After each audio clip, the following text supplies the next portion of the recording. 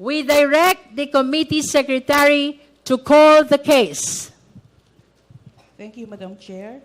Impeachment complaints against the Vice President Sara Z. Duterte, filed by Reverend Father Joel Saballa et al. And endorsed by Representative Laila M. De Lima, and filed by Attorney Nathaniel G. Cabrera, and endorsed by Representatives Bienvenido M. Abante Jr.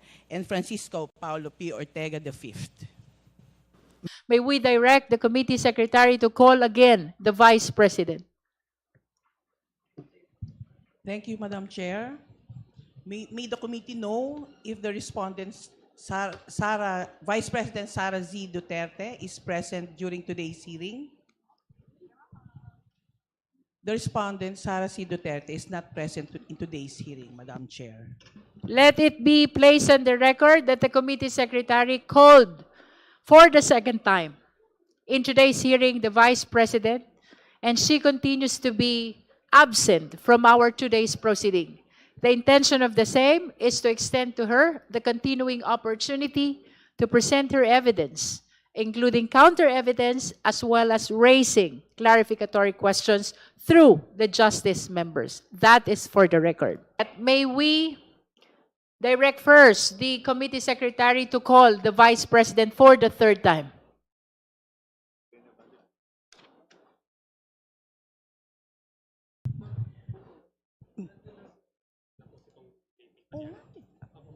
May the committee know if the respondent, Vice President Sara C. Duterte, is present in today's hearing. The respondent, Vice President Sara Duterte, is not present in today's hearing, Madam Chair. Let it be placed on the record that the committee secretary called the Vice President for the third time, and she continues to be not around in our hearing today. This is for the purpose of extending to her the continuing opportunity to present her evidence, including counter evidence, as well as raising clarificatory questions through the justice members. That is for the record. Both the endorsers already manifested to vote. Naninindigan tayo na wala na dapat delay, dapat magkaroon na tayo ng desisyon para sa determination ng probable cause. Sobra-sobra na ang paghihintay ng ating taong bayan. Kaya kung may bibigyan tayo dito ng tsansa, dapat tsansa para sa interes ng katotohanan, para sa transparency, para sa accountability. Sa katunayan, Madam Chair, maski po yung yung complainants ng naunang verified impeachment complaint na na-endorso ng representasyon na ito ay nandito rin sa ating venue ngayon. At matagal na silang nananawagan ng transparency, ng accountability, at hindi po natin papayagan ang anumang pag-antala sa prosesong ito. Maraming salamat, Madam Chair. Both the endorsers already manifested to vote today.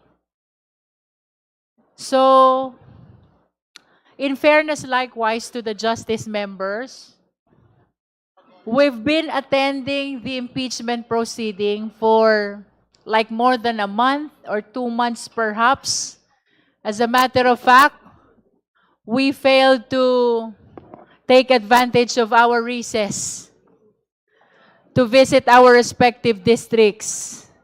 So, with the indulgence of the members, is it possible that we join the position of Honorable Laila De Lima, the endorser of the Saballa complaint, and Honorable Benny Abante, the endorser of Cabrera impeachment complaint?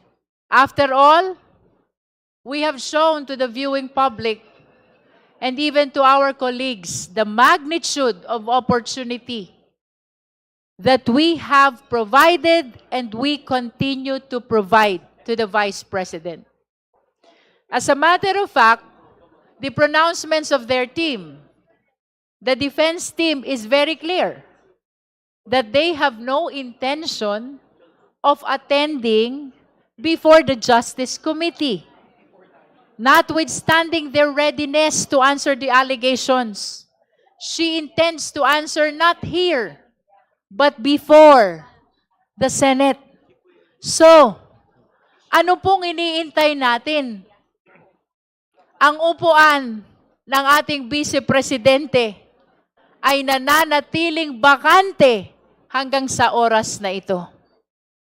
And as manifested by the Honorable Congresswoman from Laguna, which even confirmed her position of evading our proceeding, the Vice President is currently attending an event in San Pedro, Laguna, notwithstanding the importance of this constitutional process. That only confirms that she has no intention at all, of appearing before this committee. No?